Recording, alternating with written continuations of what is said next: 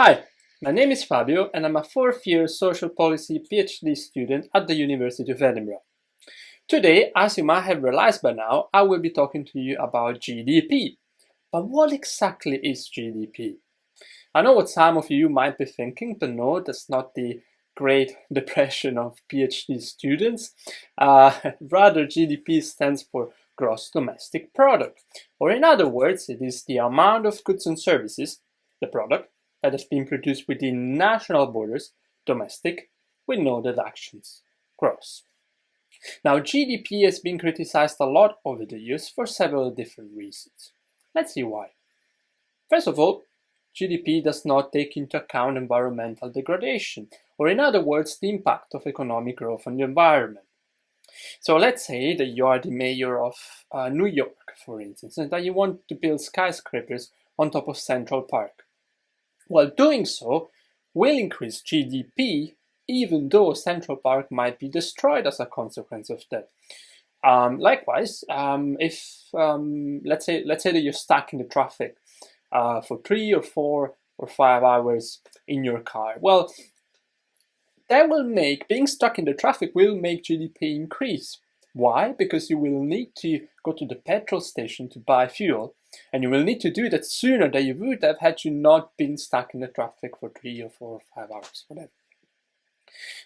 Let me also give you a third and final example.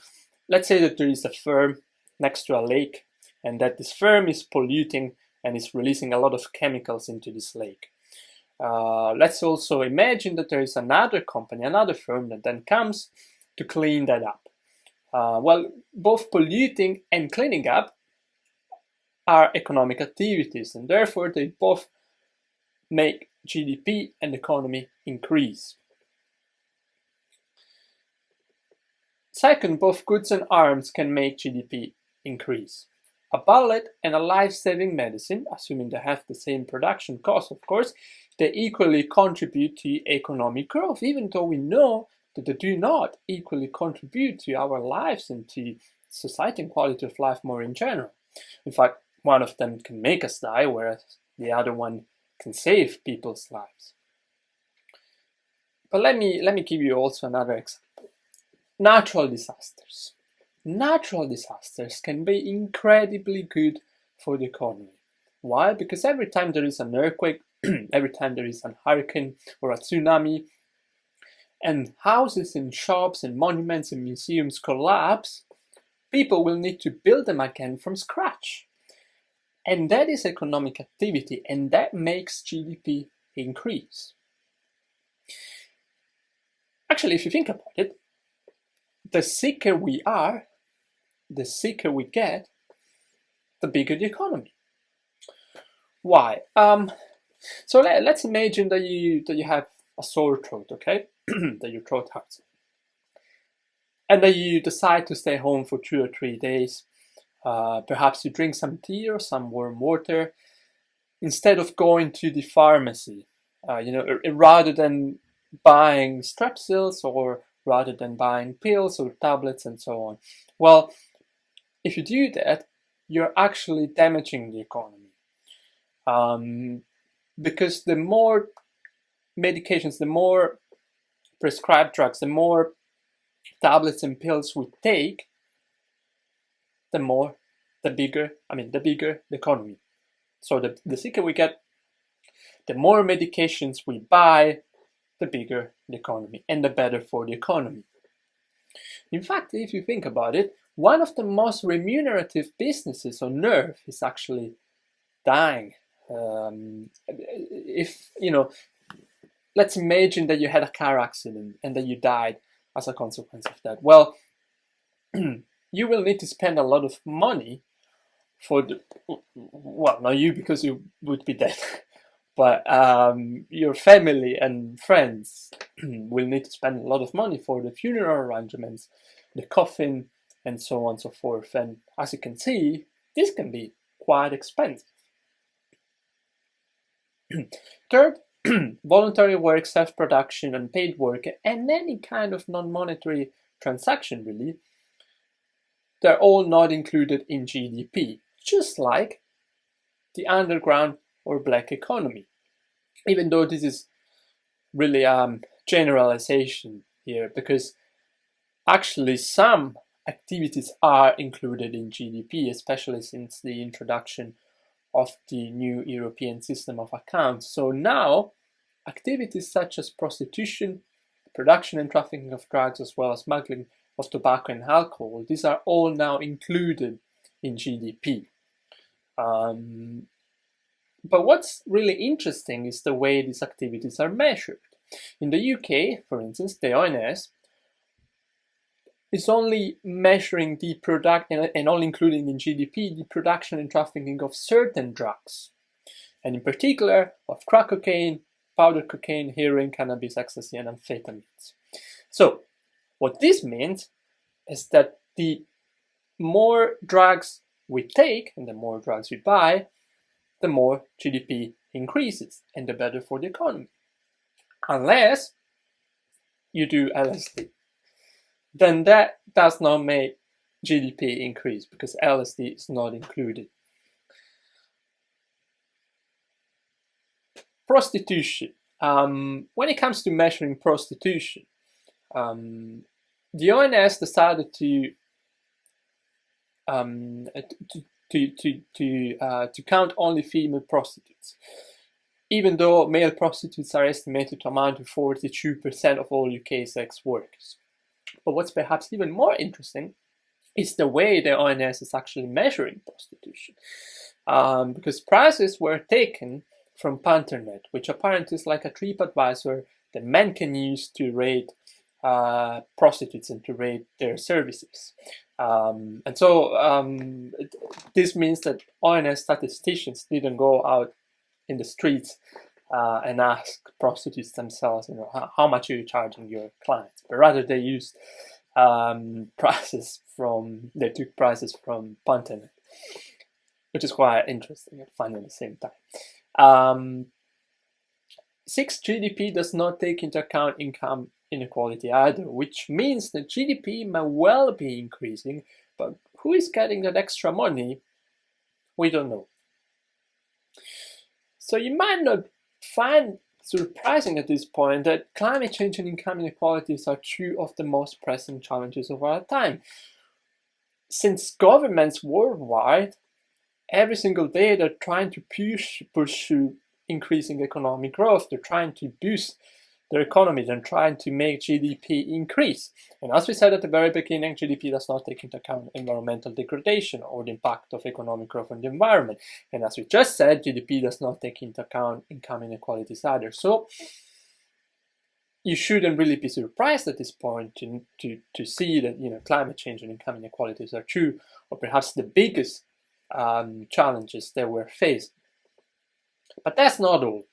I'm quite sure that you're all aware, that you all know what Wikipedia is, and that you've used it at least once in your life.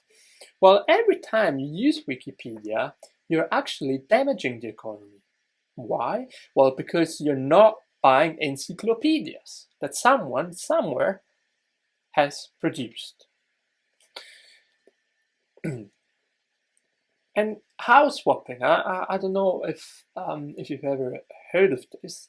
I've only found out about this recently, but apparently there are some people who swap their houses when they go on holiday within their own country or abroad instead of booking a hotel. Now, doing so might be very good for both parties, might be good for you if you're swapping your house, might be good for the person you're swapping your house with.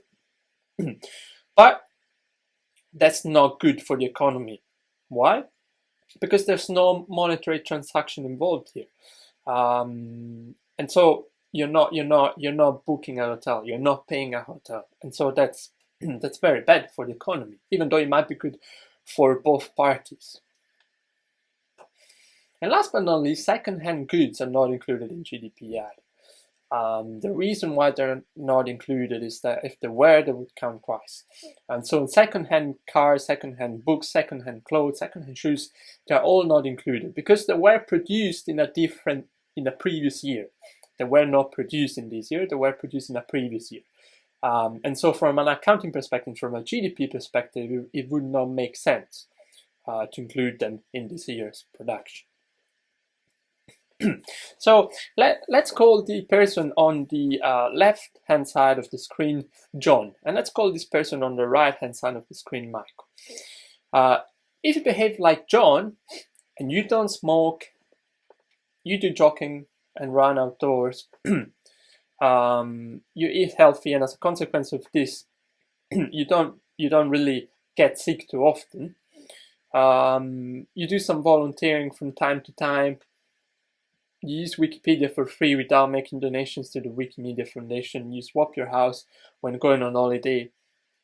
And last but not least, you also buy second-hand goods like second-hand cars, second-hand clothes, and so on and so forth. If you behave like John, that's very good for you, okay?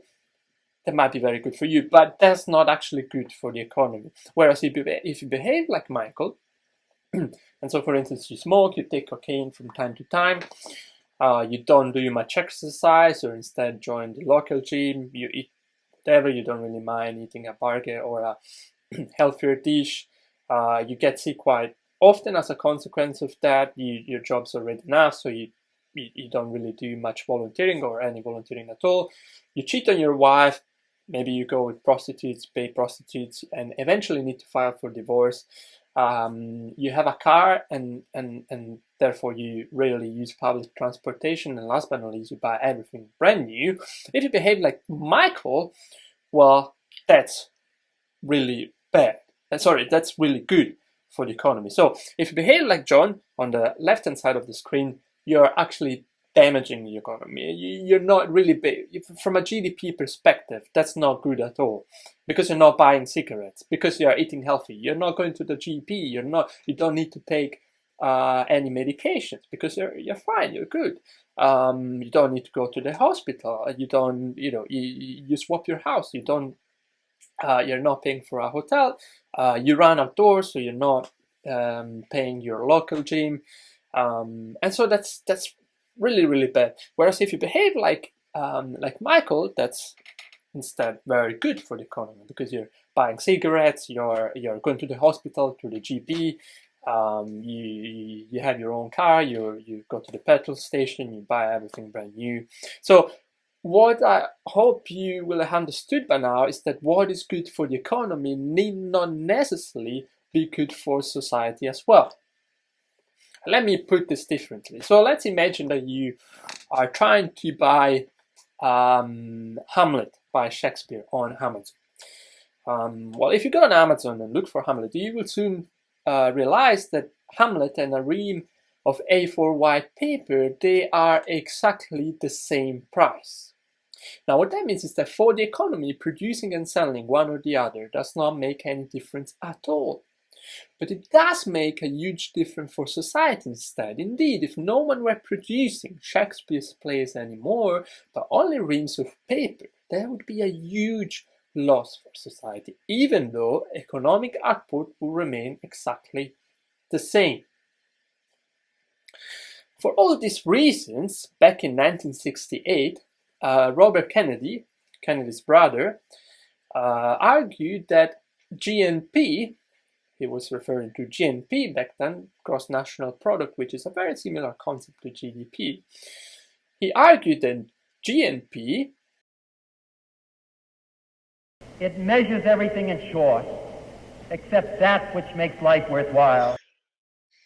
And since then, there has been an increasing interest in moving beyond GDP, both within the academia, and these are just some of the most famous books that have been written on the topic, but also beyond.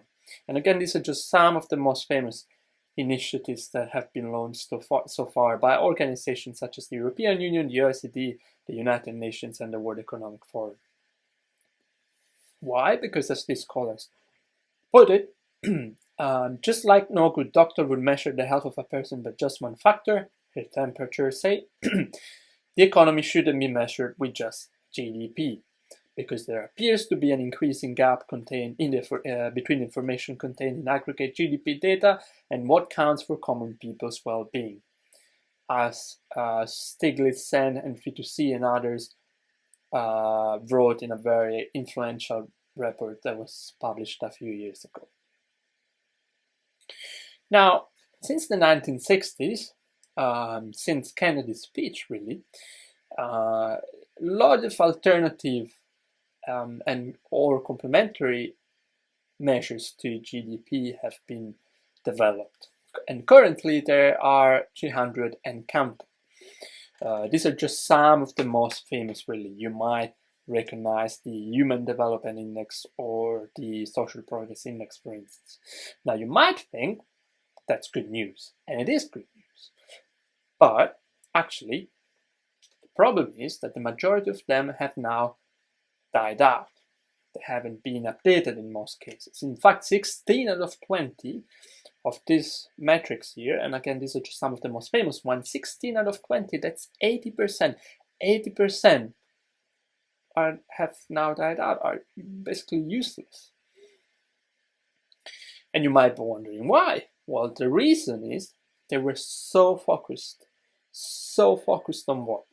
So focused on GDP. And GDP seems to be the only thing we look at in terms of public debate. But there are a few metrics that we also discuss and we also look at from time to time. And one of them takes us to Bhutan. And I'm quite sure that many of you have heard of Bhutan before. And in particular, I'm quite sure that many of you have heard about the Gross National Happiness Initiative, or the Gross National Happiness Index. It's made up by 4 different pillars and 9 different domains. Now, I'm quite sure that many of you have read or seen or just read titles like these, articles like this. Again, these are just some of the the most famous, or at least some of the articles that you can find online about Bhutan and about the Gross National Happiness Initiative. Now, the reason why I wanted to focus on Bhutan particularly is that while on the one hand, the Gross National Happiness Initiative has become quite popular, and we all and many of us know about it. Bhutan, on the other hand,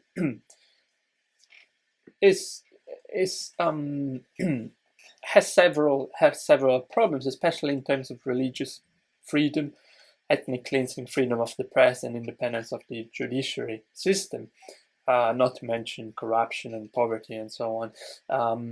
And so much so that a Thai newspaper titled one of their articles just a few years ago, "Bhutan's Secret Recipe for Happiness, Ethnic Cleansing."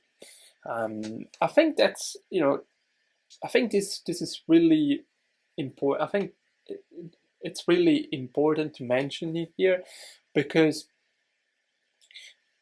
I think this whole debate around well-being has been trivialized. It's been popularized by the Gross National Happiness, but also trivialized, because it seems like sometimes people try to say that they are measuring happiness and therefore they are taking care of their people, and at the same time it seems like, at least it seems to me, that that measuring well-being has become a synonym for measuring happiness, which are two completely different things. Because happiness indicators are just some of the subjective indicators that you can use to measure well-being. Well-being can be measured using both objective indicators and subjective indicators, and happiness indicators are just some of the subjective indicators that you can use to measure well-being.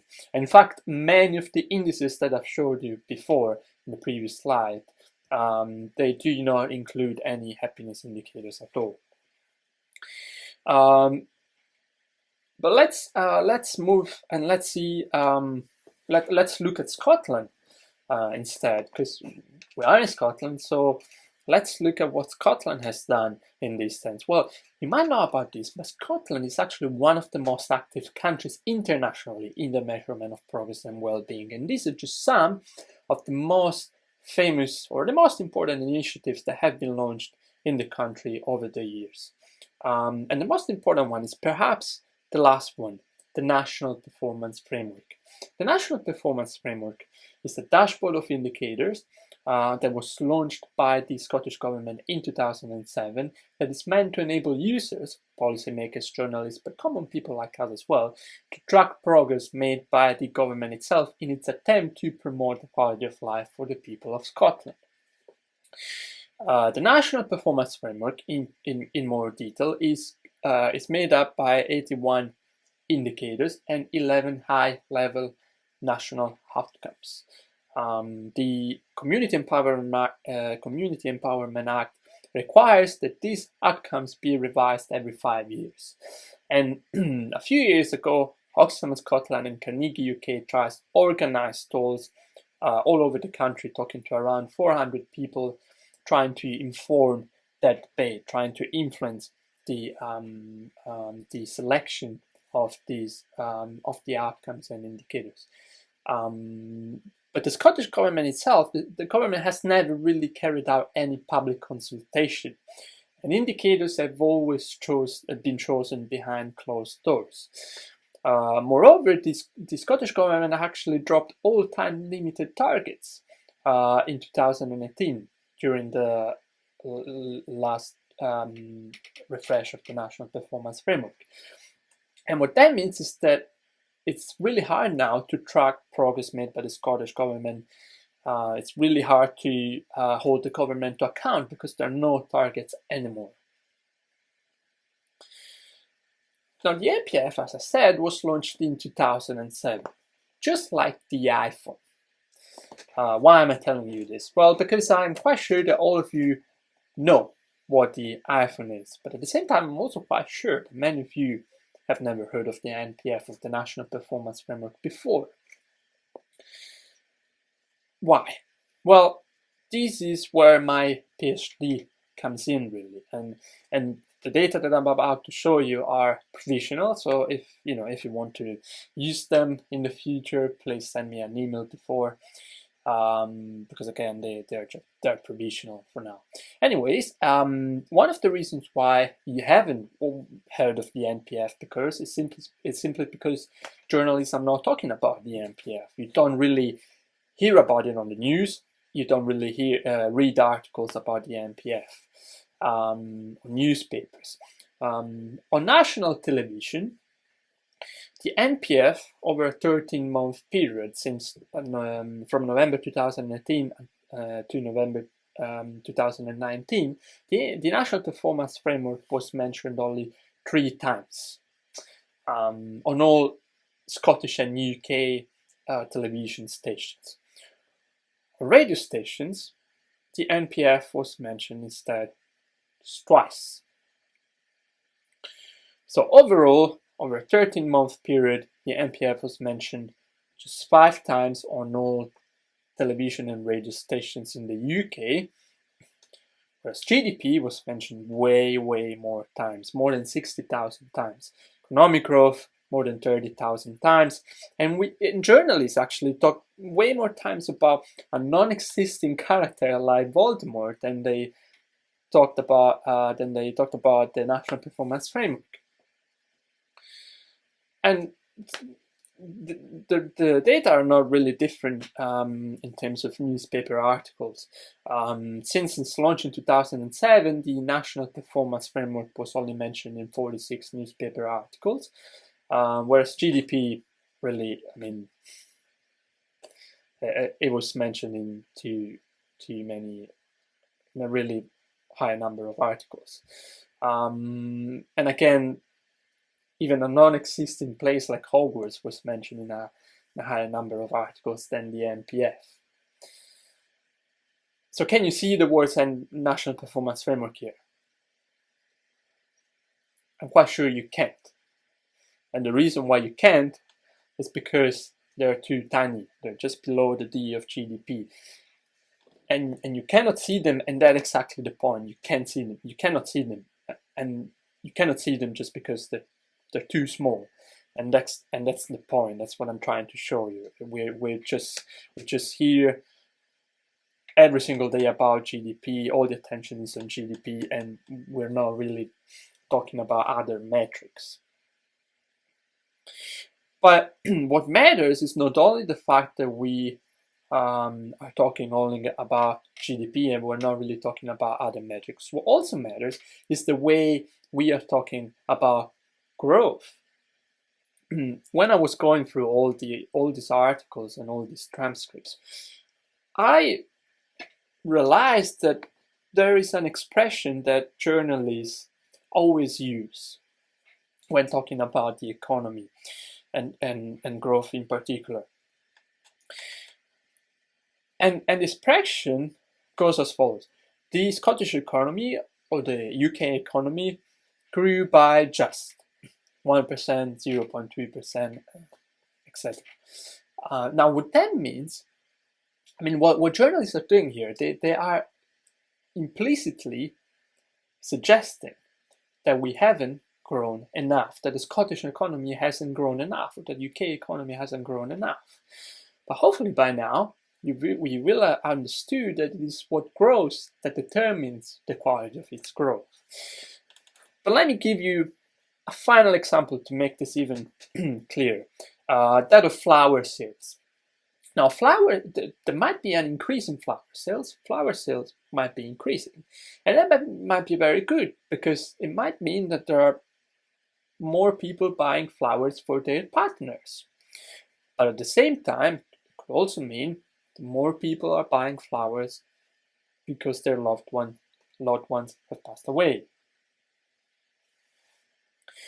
So judging the progress, success, and quality of life of a society on the basis of how much we've produced is just like judging the quality of a restaurant on the basis of how many plates that restaurant has served.